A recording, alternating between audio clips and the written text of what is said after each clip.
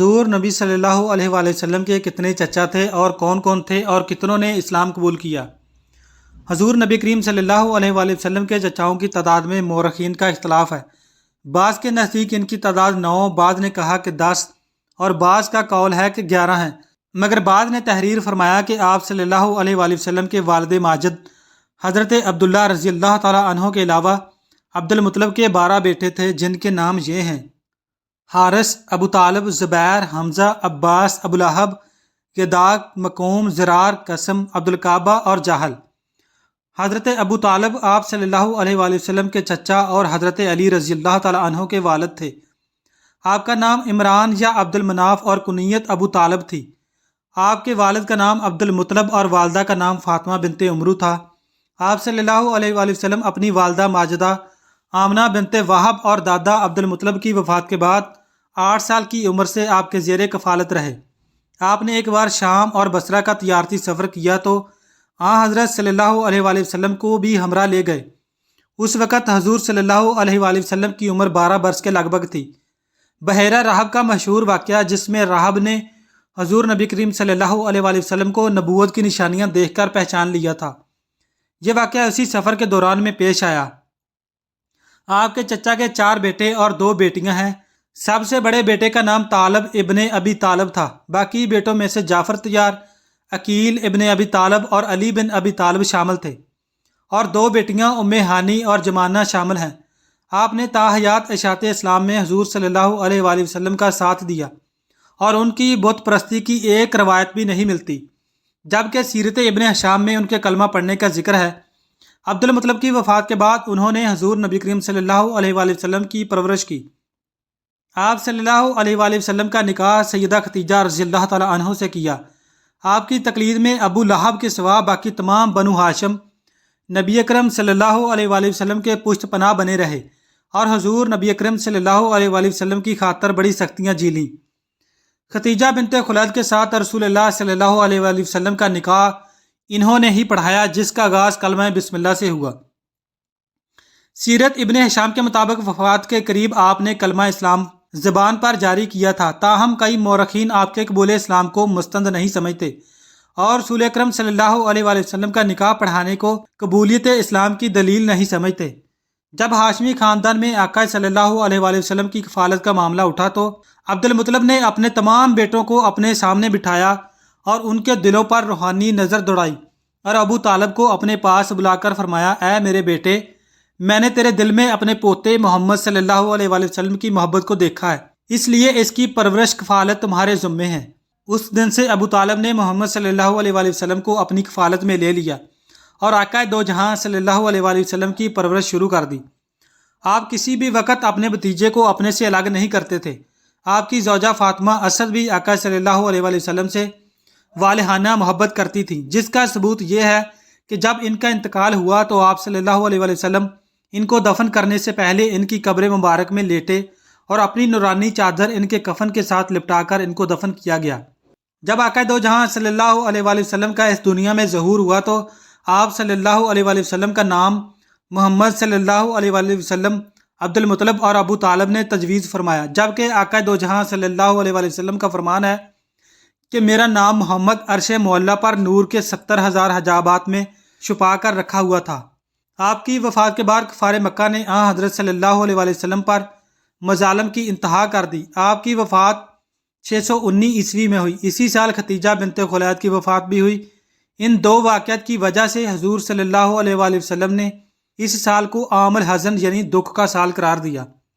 آپ کے چچاؤں میں سے صرف حضرت حمزہ اور حضرت عباس رضی اللہ تعالیٰ عنہ نے اسلام قبول کیا۔ حضرت حمزہ رضی اللہ تعالیٰ عنہ بہت ہی طاقتور اور بہادر انسان تھے۔ ان کو حضور اقدس صلی اللہ علیہ وآلہ وسلم نے اسد اللہ و اسد الرسول، اللہ اور رسول کا شیر کے معزز و ممتاز لقب سے سرفراز فرمایا۔ یہ 3 ہجری میں جنگ احد کے اندر شہید ہو کر سید الشہداء کے لقب سے مشہور ہوئے، اور مدینہ منورہ سے 3 میل دور خاص جنگ احد کے میدان میں آپ رضی اللہ تعالیٰ عنہ کا مزار پر انوار زیارت گاہ عالم اسلام ہے۔ حضرت عباس رضی اللہ تعالیٰ عنہ کے فضائل میں بہت سی احادیث وارد ہوئی ہیں۔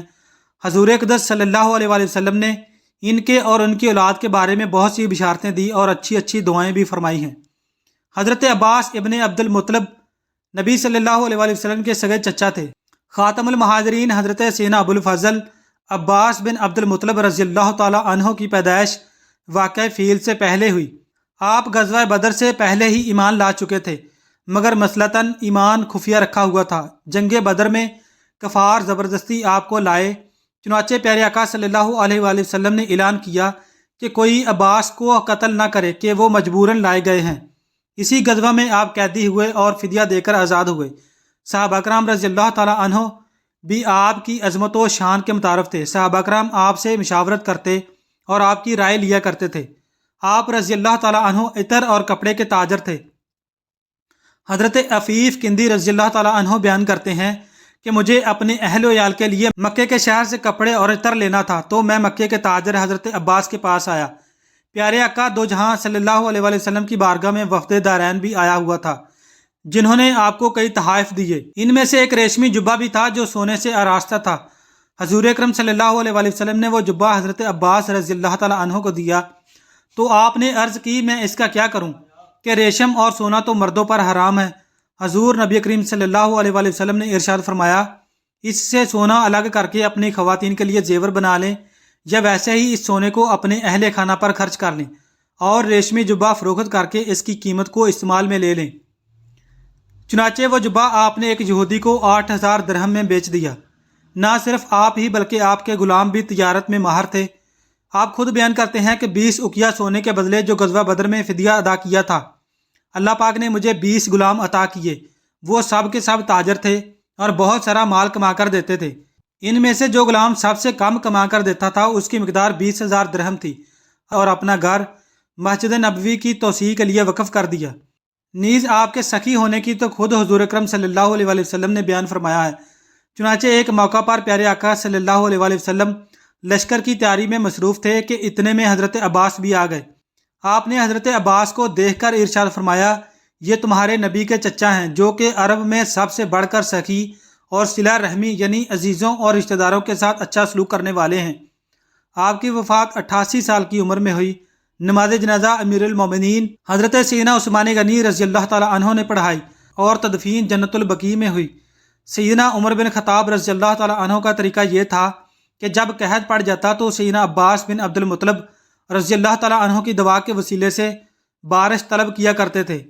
دعا یوں کرتے تھے کہ اے اللہ، بے شک ہم تجھے اپنے نبی صلی اللہ علیہ وآلہ وسلم کی زندگی میں ان کی دعا کا وسیلہ پیش کر کے بارش طلب کیا کرتے تھے، تو ہمیں بارش دیتا تھا، اور اب ہم اپنے نبی صلی اللہ علیہ وآلہ وسلم کی وفات کے بعد ان کے چچا کی دعا کو وسیلہ بنا کر بارش طلب کرتے ہیں، یعنی ان سے دعا کرواتے ہیں، لہٰذا اب بھی تو ہم پر بارش نازل فرما۔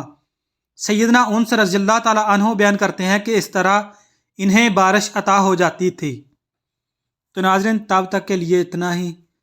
امید کرتا ہوں آپ لوگوں کو حضور نبی کریم صلی اللہ علیہ وآلہ وسلم کے چچاؤں کی ویڈیو پسند آئی ہوگی۔